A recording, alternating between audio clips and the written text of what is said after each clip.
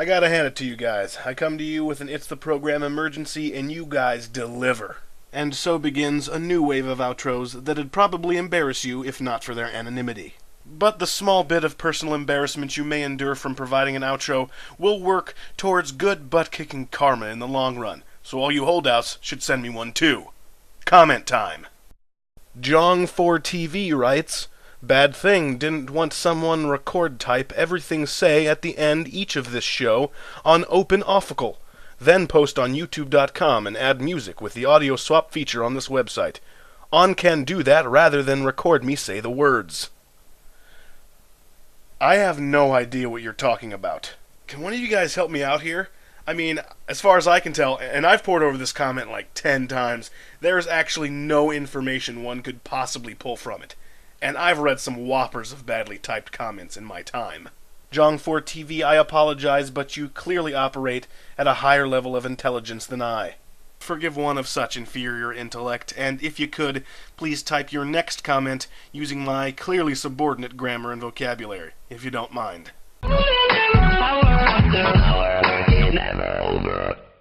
Good afternoon, butt kickers. It's August 4, the 216th day of 2011, which means that 53 years ago today, the Billboard Hot 100 was established. For those of you who don't know, the Billboard Hot 100 is a list of the 100 most popular songs in a given time for a given region.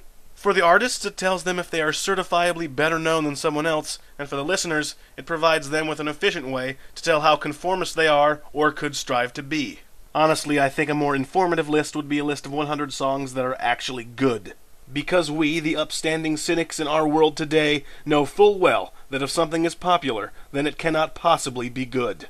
Popularity is the death of quality. Remember that, young hipster viewers. If someone tells you that they like a popular band, you must respond in one of the three following ways. 1. They're okay if you're into that kind of thing. 2. Oh wow, you like insert overtly popular band here. How typical of you. Or 3. Yeah, I liked them before they went all mainstream. As a matter of fact, avoid anything and everything in the Billboard Top 100.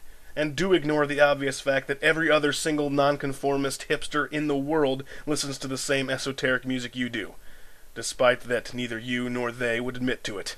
Anyway, also 24 years ago today, the Federal Communications Commission, the board of individuals responsible for all the bleeps and black rectangles, rescinded their fairness doctrine. The Fairness Doctrine required radio and television stations to present controversial issues quote-unquote fairly, whatever that means. Basically, the Fairness Doctrine was just a means for the FCC to censor opinions. If the Fairness Doctrine was honestly still enforced and affected the internet, this show might go something like this.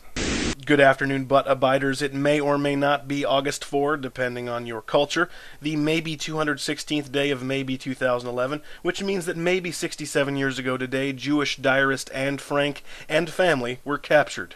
Most people agree that the Nazis were not the kindest folks this side of the Third Reich, and that their actions against the Jewish people were moderately distasteful.